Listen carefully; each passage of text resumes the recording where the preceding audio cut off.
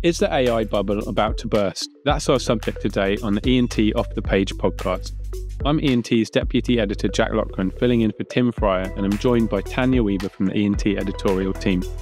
Also with us today is our special guest Julie Wall, Professor of AI and Advanced Computing at the University of West London. She is a member of the British Standards Institution and serves as an expert in the field of AI. When we are planning the magazine, it's impossible to ignore AI.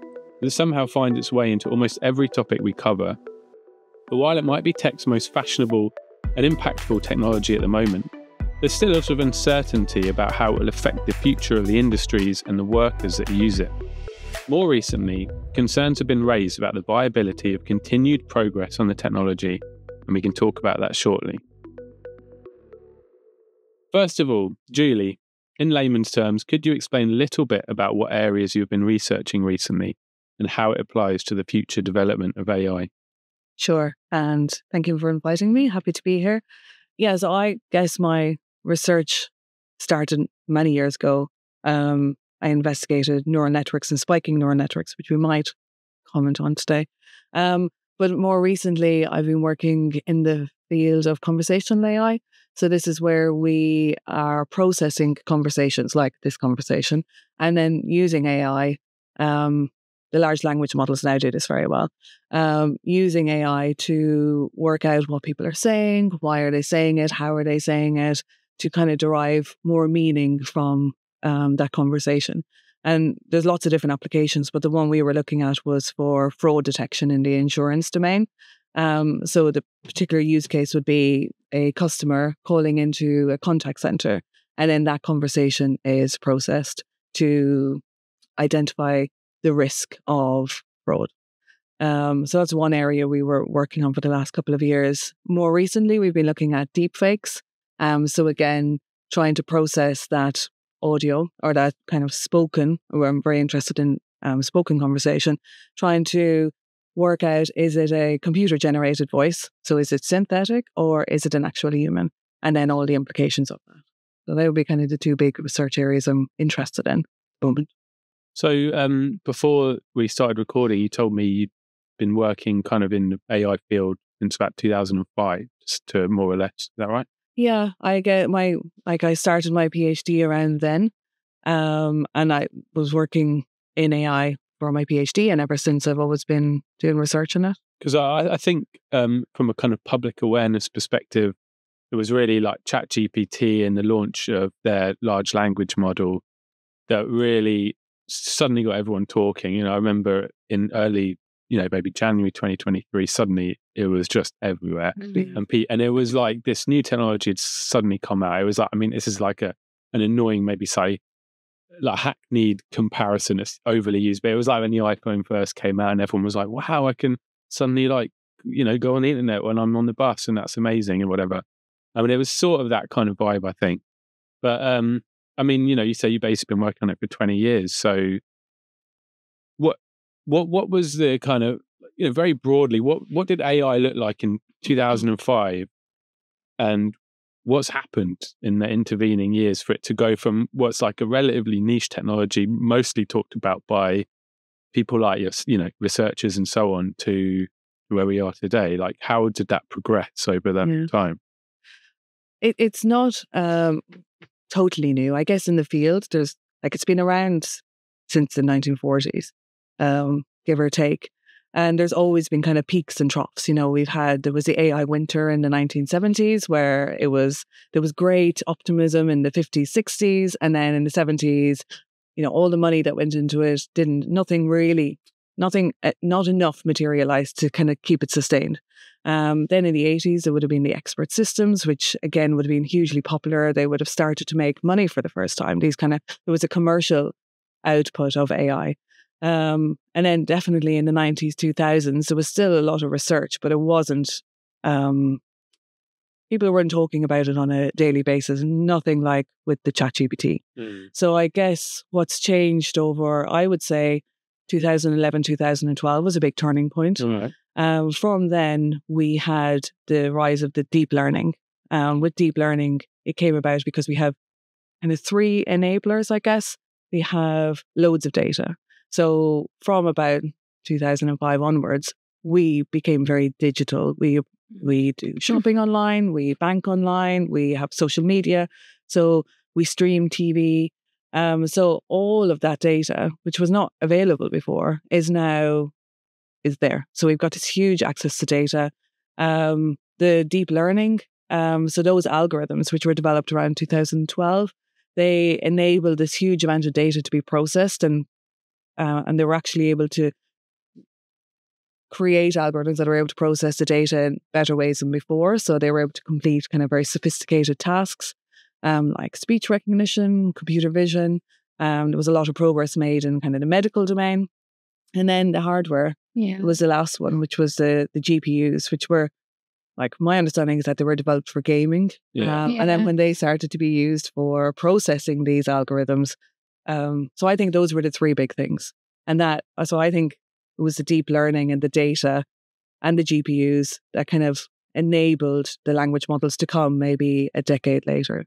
Okay. So what you're saying really is LLMs were kind of in the planning or in the development phase for about 10 years before they were unleashed upon the public. But as in, they wouldn't have been people wouldn't have been using them like we use something like ChatGPT. So there were language models that we would have used for research. So I talked about doing research in conversational AI back in, say, 2018, 2019. How many years ago would that be? 5 years ago, we would have been using language models, not large language models.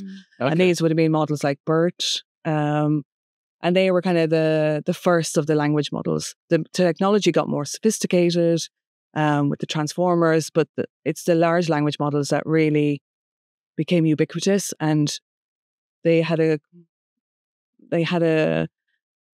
were able to perform tasks that we all use on a daily basis. So at that time, there was no commercial applications for it. It was just research. There would have been, companies would have used them for commercial applications. So we would have used a language model like BERT for that conversational AI to detect fraud. Now they would use a large language model to perform the same thing. So, and natural language processing would be my area of interest. We would have used kind of very bespoke algorithms to process different parts of the signal. Now a large language model can do kind of all in one go. So there was commercial research done, but I think it's because every individual started using ChatGPT to kind of check their email or read their emails or, summarize a report. Now we're all actually using it freely, daily. Yeah. Can I just say my 9-year-old used it? Well, his friend used it. I heard them talking about a project they had to hand in on Arctic animals, and his friend was like, I just did it on ChatGPT. And I was like, you're 9. Okay. So like you said, around 2011, there was sort of suddenly you had all this data from the internet. Yeah. And the data that can be found on the internet, freely available text and so on, that's been plumbed into LLMs to train them into what they've become today, right? But I've been reading about how effectively companies like ChatGPT have run out of readily accessible texts. So they're doing things like so they've processed basically all the text available on the internet, which sounds like a ridiculous proposition, but apparently this is the way it's been going. And now, like, we're at a point where they're doing things like transcribing YouTube videos, because then you can plumb even more text. So, but that's obviously pretty intensive, getting that data out rather than just scanning a web page. You're having to actually transcribe a video, and it's a complex and probably quite energy intensive process. I mean, are we at that point now?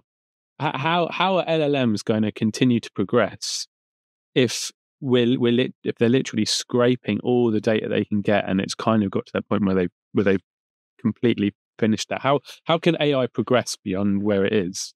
And also, I suppose, just as a sort of an addendum to that question, what's the risk that actually there's so much content, AI generated content, that is online now, that AI is then scraping content that it's written, and it therefore ends up in a feedback loop where it's not really learning anything because it can't learn new abilities from stuff it's already created. You know what I mean? Yeah. That is a challenge. So you're absolutely right. For the big language models that were developed, like the GPTs, they did scrape half the internet, like all of Wikipedia. And there is the potential for the field to move into a plateau. There's a couple of different reasons. One is the data. They need more data, more and more data. And, while they appeared to kind of freely take all the data or scrape the data from the internet, now people are starting to become more aware of that and becoming more about, well, you can't just take data. So the big AI companies have created kind of contracts with like book publishers to use their old books that they're not, a book written in the 80s, 90s that's not actually selling anymore, that's ripe for training a new AI model. So the data is definitely a problem.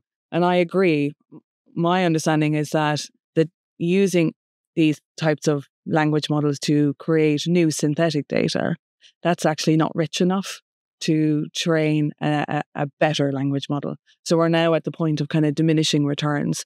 So one of the earlier large language models, GPT-2, the amount of resources and data used to train GPT-3 led to much greater sophisticated functionalities, was much more successful at being able to mimic human language and communicate in a human-like way. And then a huge amount of data was required, probably much more data, much more resources, energy was required to train the next one, say GPT-4. But we're again at that diminishing returns. The functionality hasn't become hugely more sophisticated. And so where do we go? And I think where the field is probably going to go for the next 4 or 5 years is how can we create more interesting and rich synthetic data? That's one possibility. Secondly, so that would be LLMs generating their own content on which to train themselves on. Yes. Right. Okay. So you're right. The data that they're generating is not rich enough to train a better language model. So that's an area of research I think that the big companies will be looking into. But I think the other avenue will be creating more bespoke models. So looking at, instead of creating this big, huge kind of generalist model, like a language model, they'll be looking at using AI to solve very specific problems. So all the rapid pace of change over the last 5 years, I think they'll use all of that technology to solve existing problems and not necessarily keep building a bigger, better large language model. That would be my thoughts anyway. So at the moment, your average ChatGPT user, we're probably going to see a bit of a plateauing of capability, would you say? Yeah, and I'd say for the time being. Yeah, and I would say the average GPT user, like ChatGPT user, is not even using all of the functionality that's already there. Yeah. So, as an end user, using it for summarizing a research paper, tell me what this research paper is doing, or using it to help us with our daily admin, we're probably not even using the functionality that these models already have. So again, you're talking about diminishing returns, the amount of energy, the amount of data required to train the next bigger and better. Is that actually going to deliver in terms of, if a company is going to, which language model should they use? It's about the expense. Is it going to deliver new functionality? It's all kind of the big question at the moment. I mean, I remember when ChatGPT, again, like going back to sort of 2023, and suddenly people, especially people in like the journalistic field, for example, people were saying, oh, this isn't good for journalists. Like, it's your job. I was a bit, I wasn't like, I'm going to lose my job next week because of AI, but I was a bit like, this isn't great for me. Yeah. Maybe, but I don't know. I feel like there was a lot of discussion of, AI is going to take everyone's jobs and so on. And now I don't hear people talk about it that much anymore. And also, I don't know. I mean, has there been huge job losses since 2023? Like, I don't actually. I mean, I haven't seen any particular evidence for that. I mean, in terms of like low quality text, there is a place for it. Placeholder, say, I don't know, the Argos catalog, and you're describing a new children's bike or something. But like, I don't know. I mean, is it going to, can you foresee AI and LLMs getting to a point where they could replace jobs like mine or other clerical jobs like that? Unfortunately, yes. I think that is okay. That's not the answer I wanted to say. And I don't think it's going to replace all jobs. Yeah. So I think if there is a part of any job that's ready for automation, I think that there is potential for concern. Journalist jobs are already, you know, it's a radar. They're already like a robotic generation of news articles for like very local papers. Yeah, and the Financial Times as well. Yeah. Really? Yeah. And part of that is because there's not enough journalists to write all the articles that need to be written. But I think what we're going to have is, for the first time, automation is going to be a risk to professional roles. So as an individual, I will be looking at what part of my role am I really adding huge individual value to, as a creative, as a professional, in whatever industry I'm in.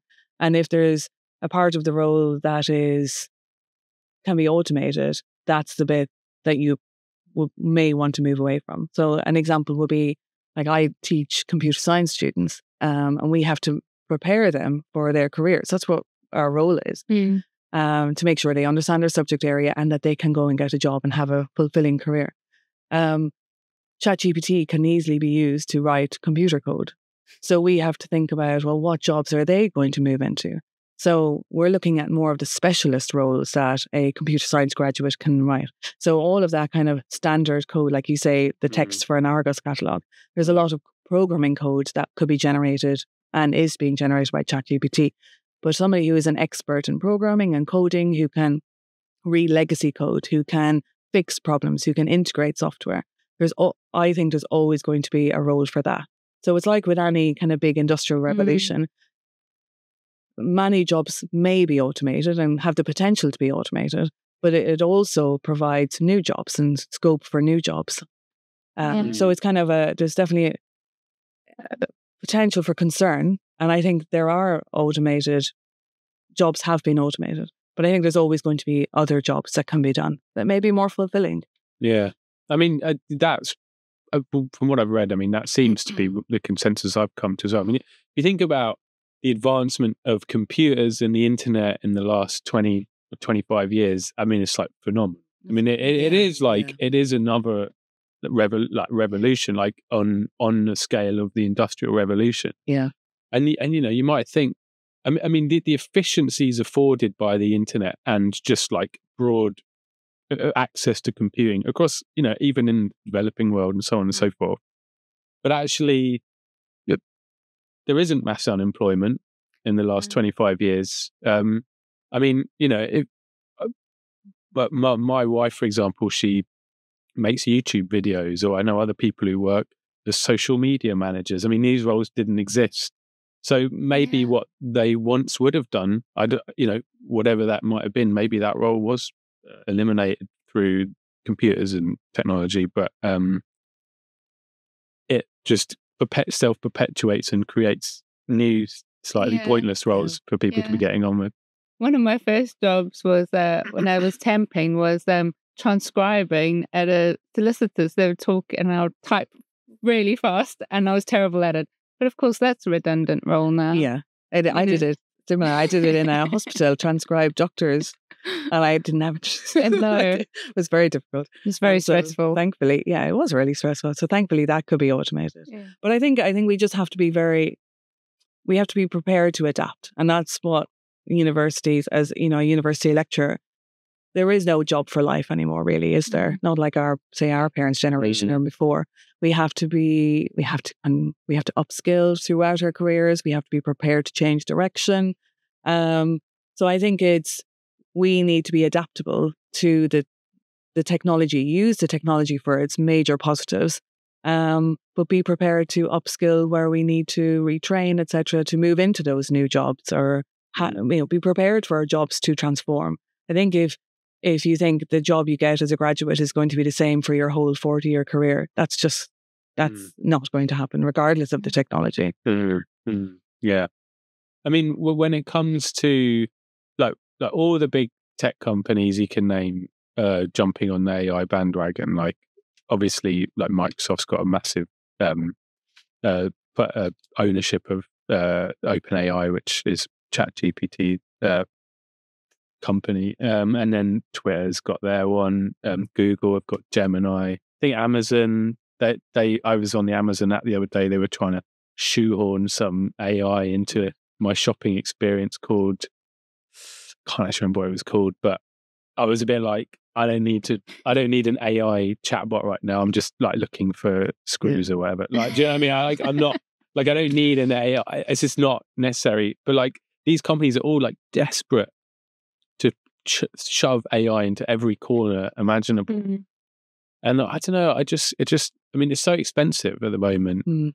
It feels like, what's that phrase? Like the cart before the horse or whatever. I mean, like I use ChatGPT a bit, like occasionally for like certain specific things, but I like, is it profiting off me? Like it's an expensive service to run, and where's the revenue generation? Do you know what I mean? Like how is this, like, what's the future in that sort of business angle? Like why are all these companies so desperate to push AI and everyone? Yeah. But I'm not really sure where, like how are they making money out of it? Yeah, you mentioned OpenAI and Microsoft, and I think that's an interesting one to watch to see how that will develop. Because OpenAI is a not-for-profit and is currently, and it is changing. But Microsoft has invested so much money, like billions. I think, well, every article you read, it's slightly different, but it's about 13 billion. Yeah. Sometimes it's a huge amount of money.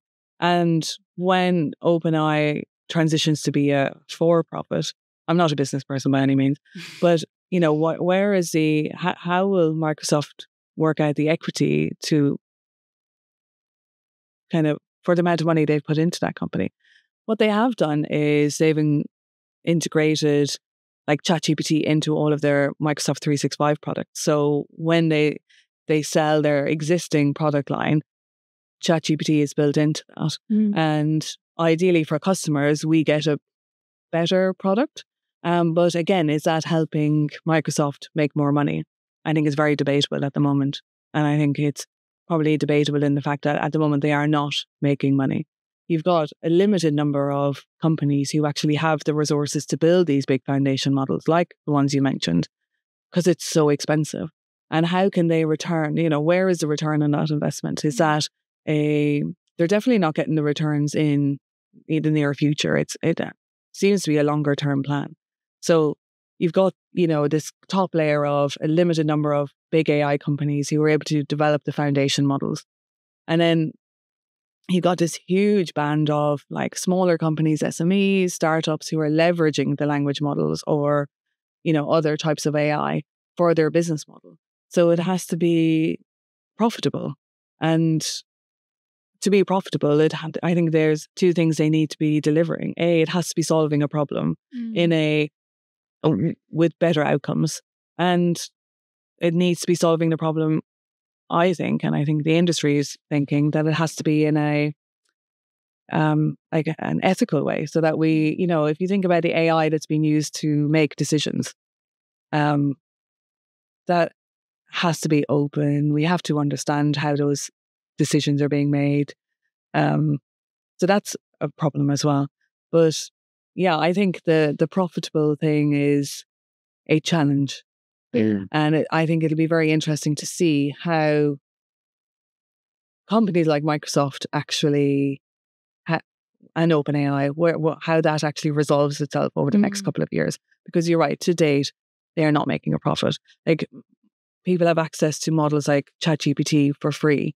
I think that's going to be a temporary thing to get people using them, relying on them. And then when they realize that a lot of my admin tasks are being helped with ChatGPT, well, now I have to pay a small fee. It's not such a big deal. So it's like the streaming services are so cheap to start with, and then you it becomes part of your daily job, your daily life, and you're willing to pay these small fees. So I think they're thinking long term. Okay. So massive upfront costs with very little return and of course, immediately. In the short term. Yeah. And there's huge challenges with building data centers, which we write about a lot as well. Because of course, to crunch all that data, you need these huge data centers, and there's resource and issues with that as well. Yeah, absolutely. Google they've got this big initiative with their data centers that they want them to be carbon neutral by 2030. Yeah, it's they use so much water and just But I'm not an expert in data centers, but from reading around the subject, that's a kind of a big environmental sustainability problem. Yeah.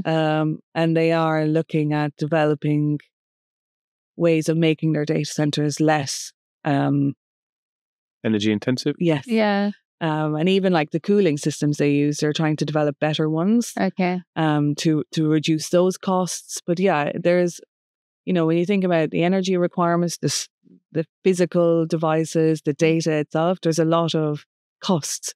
And how can all of those costs actually be repaid for a particular business model? It's a big decision. Yeah, I mean, I was reading recently, so Google and Microsoft, I know at least those two, and I believe like Amazon as well, have all set these targets. Like I think Google and Microsoft have said we're going to be carbon neutral by 2030. And then they might even try and become carbon negative companies where they end up taking out the carbon from their previous emission.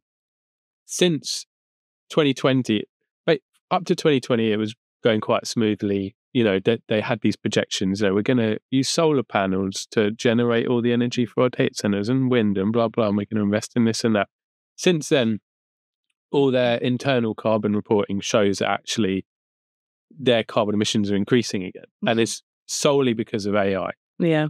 I don't know. I mean, and this is at a time when, I mean, we're actually recording on the day when there's huge fires spreading throughout LA and, natural disasters like that are occurring on a more frequent basis. I mean, do you think AI, is it fundamentally incompatible with climate goals? And as usage grows, is this going to only increase the problem? One of the things that I can see it being is a problem, and it's interesting how you say from 2020 that their carbon neutral outputs their carbon outputs are increasing. So most of the AI models, so the deep learning models that would have been developed before the large language models, the majority of the energy required was in the training of the model. And then when we move to the inferencing stage, it's just when you use the model to complete a task. So you train this model to fulfill a task, and then you release it. So it could be for a financial institution, an insurance company, or the NHS, whatever. So you would have had a lot of energy to train that model. But then during the lifetime of the model, the energy usage was, let's say, minimal in comparison to what was used to train it. Right. With the large language models, it's now very different because not only is there huge amounts of energy required to train the models and data and hardware, etc., but the inferencing is now more expensive. So there's some stat, I'm sure people will see different numbers, but there's some statistic to say that the inferencing on the large language models uses 60% of the energy required over the lifetime of the model. So whereas before we would have had huge energy to get the model up and running, then it could be used for years. Now you've got huge energy, even bigger energy to get the model up and running and trained. And now when you deploy it for a particular company to use in their product or service, now the energy requirements are higher. So you've got 60% of the energy throughout the lifetime. That's one of the big changes I can see in how AI is so energy greedy. And that's a problem. And it's a fundamental shift in how energy is used to create AI. One of the reasons for that would be, AI is not just processing data anymore, making a decision. It does, but it's also generating. So we've got this, it's constantly producing images, videos now even, text, and that's very energy intensive. I heard that to create an image on DALL-E, which takes a couple of seconds, and people probably play with it, it takes the same amount of energy to charge a smartphone from 0 to full. And you think how often people are doing that just for fun and, no real business requirement. So yeah, I think that's... Yeah, and then the image comes out and it's a load of crap. Have you ever actually used one? But yeah, that's a problem. Yeah, over Christmas, actually, my wife's uncle sent, like, I'm in the family WhatsApp chat. He sent like a happy Christmas picture with, like, reindeer frolicking in the snow and stuff. It had this sort of, like, when you just glance at it, you're like, oh yeah, cool, one of those sort of generic Christmas images. And then you start zooming in, you're like, these reindeer have like 7 feet. What's going on? Like, he's in his 80s, so I think he must have just been like, oh, what a lovely image. I know. I'm not an image person, but apparently you should look at the fingers. Apparently they have problems with hands. Yeah. Oh yeah, because there was that that image that went around of was it Kate Middleton took or whatever, and there was one of the daughter had Oh yeah, more fingers or less fingers than she should. Yeah. But when they're purely generated, like DALL-E produced a completely new image. Oh yes, those are the the telltale parts that you should look at. Probably. And that's a big giveaway. Yeah. What do you think about kind of consumer adoption? Because I mean, I'd say I'm quite a techie person, inevitably, and a lot of my friends are quite techie people. I wouldn't say, I mean, I'm probably in the kind of age group and of friends of with the similar interests that would be kind of more likely than not to be using ChatGPT. And so, certainly people I know are using it. But I wondered, is the public perhaps not adopting AI when maybe they should be? Like, is there not, like, I think maybe you have to get into a mindset of going, oh, like ChatGPT would actually be the quickest way for me to solve this query or informational need that I have right now. I wonder, is the public not there yet? Are the public not adopting these services as much as they should for it to be a kind of profitable model? Because they're skeptical, or just not because they're skeptical. I just think you have to get into like almost the AI mindset of like, oh, actually, the best way of writing this email would be to get ChatGPT to do it. I think a lot of the time it might be, it might be actually that is the best way, and people just they're just not thinking about it. They don't go on the site. I don't know. Do you think there needs to be more like public acceptance of the technology and public use of the technology for it to become like a profitable venture? I think for the general public, I could imagine that if they have to go to the ChatGPT website, they may try it and have a bit of fun with it. But if it's not actually integrated into the products and services that they use in their daily work life and home life, they may not necessarily engage with it fully. So if you look at, like, for my work, I use Microsoft, and it's been built in. Now it's there whether I like it or not. I code, so I use Google Colab. It's built in. They have a little language model which helps you with your coding. So when it's freely available to you and it's supporting the tasks you already do, I think that's when people will accept it. I heard this phrase years ago, and it was about AI, that when AI becomes ubiquitous, that, like, when we're using some travel app to get around London on the tube, that there is AI helping with that. We don't think of it as AI. So it's like when we don't even realize that AI is being used anymore, because it's just a service that we get on our smartphone. People say that's something called almost AI, that it used to be something that was seen as exciting and interesting and futuristic, but now because we use it every day, we don't even think about it as being AI anymore. So that's what I would see. If it's built into the products and services we use, whether it's streaming services, LinkedIn, all of those have elements of AI, some type of AI, then we're using it without really realizing. So I think we're probably using it more than we think we are. But there will always be that niche population who are really interested in finding out the next bit bigger, better, and they will actively go and look for it. But I'd say most people probably myself included, on a daily basis, we're using AI regularly. We may not realize we actually are using it. So it might be slipping into services and products more than the future of AI might be less like, I'm going to go to this chatbot and I'm going to specifically write a question to an AI like I'm having a chat with an AI. You're actually just, it's slipping into things and you're not necessarily. Well, even when you're shopping, it's like, I use Vinted and it has recommended things because it's obviously seeing what I look at and like, and then it's like, oh, we're going to push more stuff your way. And I think... I agree. Because AI is not a large language model. AI has been around it's like a big umbrella term for lots of different types of machine learning, recommendation systems, recommendation engines, computer vision, natural language processing. So we would have lots of different kind of types of AI. If we're not hit in the face with it, as in if it doesn't actually say AI on the box, we're using a piece of kind of tech, and we're quite happy to do that. So, like, when it comes to things like regulation and so on, do you think we're regulating AI enough? And is there a risk that perhaps over-regulation could stifle the industry and stop the technology from progressing as fast as it otherwise could do? So there are different approaches around the world. It seems that every country, maybe not including Europe, every country seems to have taken their own approach. So you've got a very